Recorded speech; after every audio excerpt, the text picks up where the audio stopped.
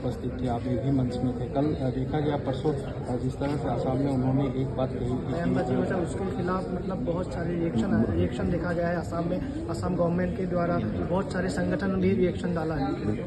मुझे लगता है कि वो बहुत सुनियोजित तरीके से एक बहुत सिंपल एक बुजुर्ग महिला, बहुत सीनियर महिला लेखिका है, उन्हें एक एडवाइस दिया कि मान लीजिए बांग्लादेशी भी हैं फिर भी इंसान है, अल्लाह के बंदे, इतनी बातें नहीं करें। अगर आप उसको तोड़ मरोड़ के कहेंगे, वो तो कहेंगे यहाँ बांग्लादेशियों को रहना चाहिए और वो असम के खिलाफ है, देश के खिलाफ है, ऐसा माहौल बनाना, क्या मकसद उसका हो सकता है कि जो बातें हम कहना चाहते हैं वो बातें और उसमें कामयाब भी हुए। सारे न्यूज़पेपर ने बस वो कैरी किया जो हम कहानी बताने की कोशिश कर रहे हैं, वो किसी ने कैरी नहीं किया। वो मकसद बहुत साफ है। सर, आज थोड़ा प्रेस डिस्टर्ब हुई है, क्या आप किसी प्रकार का कोई विशेष प्रेस बुला करके मीट आप वहाँ एड्रेस करिए ना सर, ये तो बहुत बड़ा कॉज है। आप एक साइलेंटली और संवैधानिक रूप से अपना कार्यक्रम कर रहे हैं और इसकी भी एक कानून की धारा बनती है कि आप किसी कार्यक्रम को अगर उसका इस तरह से डिस्टर्ब कर रहे हैं तो उसके अगेंस्ट कार्रवाई होनी चाहिए। और देखिए सर, कैमरे नहीं, जो लोग आके घुस के आए थे वो तो बहुत साफ है। दिस इज कॉन्स्टिट्यूशन क्लब, मतलब मेंबर्स ऑफ पार्लियामेंट का ये क्लब है, कोई सामान्य जगह नहीं है। उस जगह में लोग काफ़ी वक्त लेके तैयारी करके और फिर घुसते हैं और उनको इसके लिए इजाज़त दी जाती है। तो सरकार का चेहरा ही साफ दिख रहा है। सरकार क्या मतलब किस तरह के पॉलिटिकल एक्शन को वो सपोर्ट करती है। और हम जो कर रहे हैं, हम इंसाफ की बात कर रहे हैं, हम लोग सभी प्यार के साथ रहे हैं उसकी बात कर रहे हैं, संविधान की बात कर रहे हैं। हमारे ऊपर वार हो तो सरकार अपना चेहरा दिखा रहा है। सर, 2-3 बातें यहाँ प्रश्न उठ रहा है, 2-3 प्रश्न उठ रहे हैं। यहाँ प्रश्न ये उठ रहा है, एक तो यहाँ संवैधानिक क्लब में किसी प्रकार की कोई इनकी मैनेजमेंट की व्यवस्था है, रही या नहीं रही, क्या है, एक तो ये प्रश्न है। दूसरा प्रश्न है, पुलिस शासन व्यवस्था फेल है इस समय। तीसरी बात ये उठती है, कोई देखने वाला खैर ख्वाह है या नहीं ऐसे लोगों का जो लोकतंत्र की बातें करते हैं।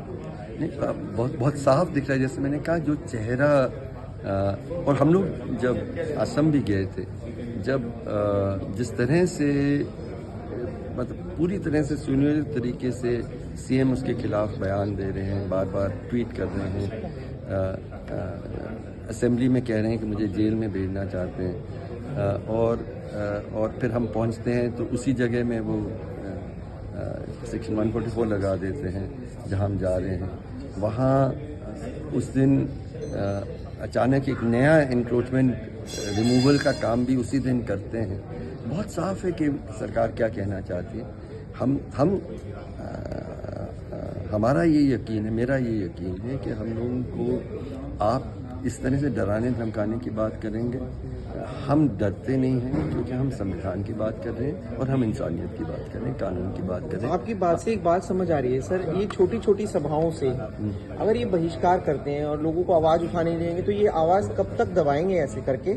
और एक बात और उठ रही है यहाँ पर, यदि कोई हथियार लेकर आ जाता तो who will responsible for it. बिल्कुल, लाइक इट। देखिए, सच्चाई आपके साथ है, इंसाफ आपके साथ है, कोई डरेगा नहीं। ये जो इस तरह से डराने की कोशिश कर रहे हैं वो कमजोर है, जो उसके बावजूद खड़ा है वो मजबूत है। आप एनएसए में रहे, कभी आपके साथ आपकी सत्ता पक्ष की तरफ से कभी कोई ऐसी वारदात हुई इस प्रकार की जो आज हुई?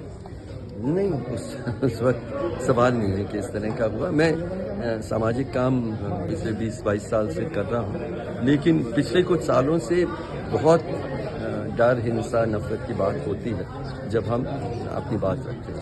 तो जैसे इलीगल माइग्रेंट्स होते हैं तो उनको वापस भेजने के लिए कोई ड्यू प्रोसीजर होता है? बिल्कुल होना चाहिए, बहुत वेल एस्टैब्लिश्ड। इसको डिपोर्टेशन मतलब ये है कि आप पहले एविडेंस इकट्ठा करेंगे ये फॉरेनर है, उसका एड्रेस कहाँ है, उसका परिवार कहाँ है, और आप उस सरकार से बात करेंगे और हाई कमीशन से बात करेंगे और फिर वो फॉर्मली आप हैंड ओवर करें। सर तो क्या हम ये कहेंगे कि जो अभी बिस्वा सरकार जो कर बिल्कुल रही है बिल्कुल गैर कानूनी, ड्यू प्रोसीजर को फॉलो नहीं कर रही है?